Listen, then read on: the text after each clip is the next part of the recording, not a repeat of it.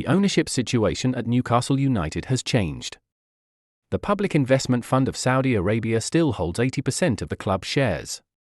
But the remaining 20% has a new split.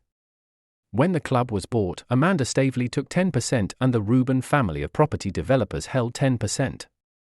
The ownership group has pumped in £127 million of new equity investment since their takeover from Mike Ashley, with 80% coming from the Saudis.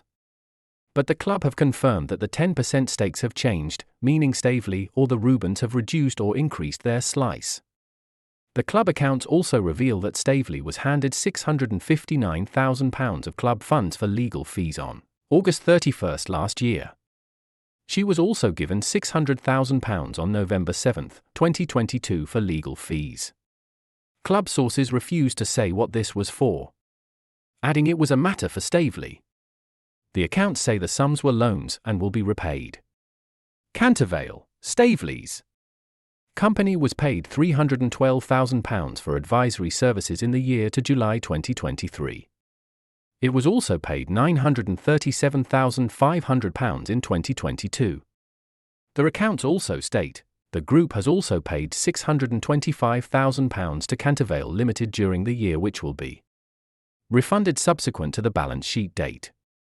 Elsewhere in the club's accounts, it was revealed that the Magpies have lost £150 million over the last 2 years, including £73.4 million in the financial year to July, despite being confident they will not break the Premier League's profit and sustainability rules.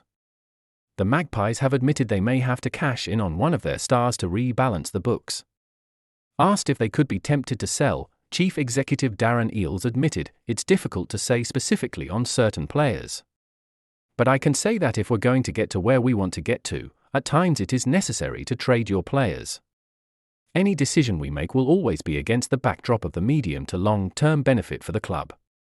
Whether that is because of the contract length of the player in question, the offer is too good to refuse.